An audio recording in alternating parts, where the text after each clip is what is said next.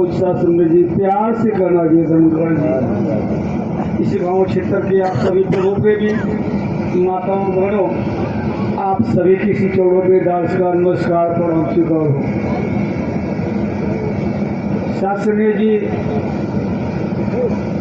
सदगुरु माता जी की कृपा से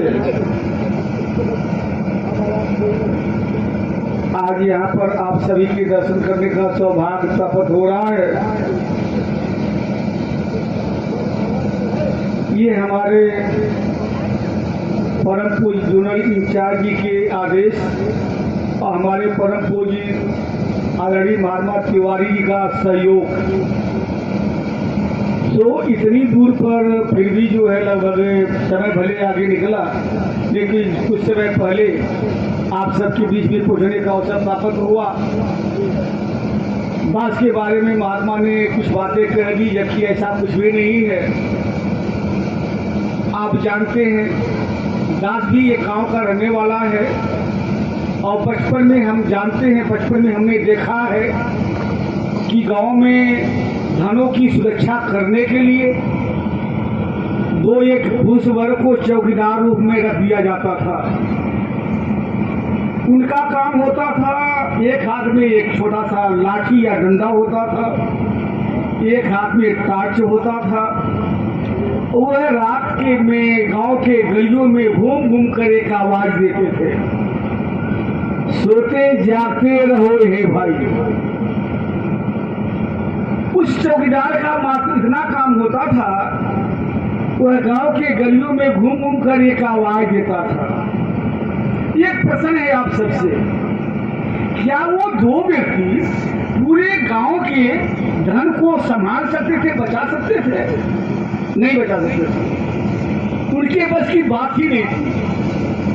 वह अपने कर्तव्य अनुसार अपने मालिकों को, तो दास को आपने चौकी पर बिठा कर दिया है तो दास को चौकीदार जाने, और आप जमीन पर बैठे हुए तो आप अपने आप को जमींदार समझ लें।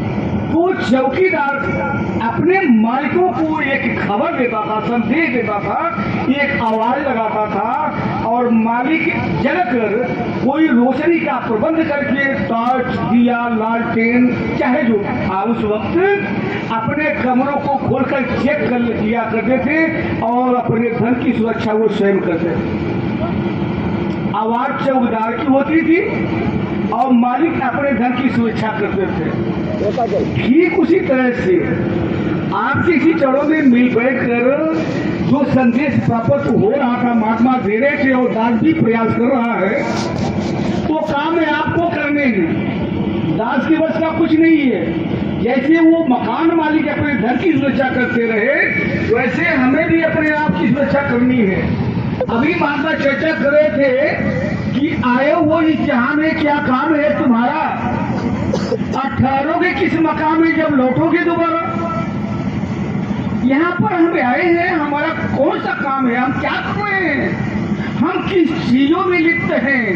हमारा तो कुछ कर्तव्य था, हमें कुछ करने के लिए भेजा गया था, हमें तो कुछ करने के लिए भेजा गया था, तो हम कहाँ कहाँ कौन सा काम कर रहे हैं। एक लाइन आती है, महात्मा जन समझाते हैं कि भई प्राप्त मानुष देवरिया, गोविंद मिलन की यह तेरी बेटिया। हमें ये सुनहरा सा मनुष्य का शरीर मिला हुआ है, परमात्मा से मिलने के लिए ऐसा महात्मा जन कहते हैं। यह एक सुनहरा अवसर है। गोस्वामी जी महाराज ने भी लिखा, बड़े भाग्य मानुष तन पावा, सूर्य दुर्लभ सदग्रंथ गावा। हमें परमात्मा ने कृपा करके ये सुंदर सी शरीर बड़े भाग से हमें दिया है। अभी शरीर को देने के साथ साथ इस शरीर की व्यवस्था के लिए सब कुछ पहले ही तैयार कर दिया है। यहाँ आकर जो एक साधन रूपी शरीर मिला हुआ है, साधना तो कहा गया है, साधन धाम मोक्ष कर द्वारा पाई निजी परलोक सवारा। साधन है एक साधन, ऐसा सुंदर साधन पा करके अगर हम भौतिक पदार्थों में लिप्त हो जाएंगे उसी में फंसे रहेंगे तो फिर अपने आप की पहचान कब करेंगे? आवाज से नहीं आ रही बच्चों।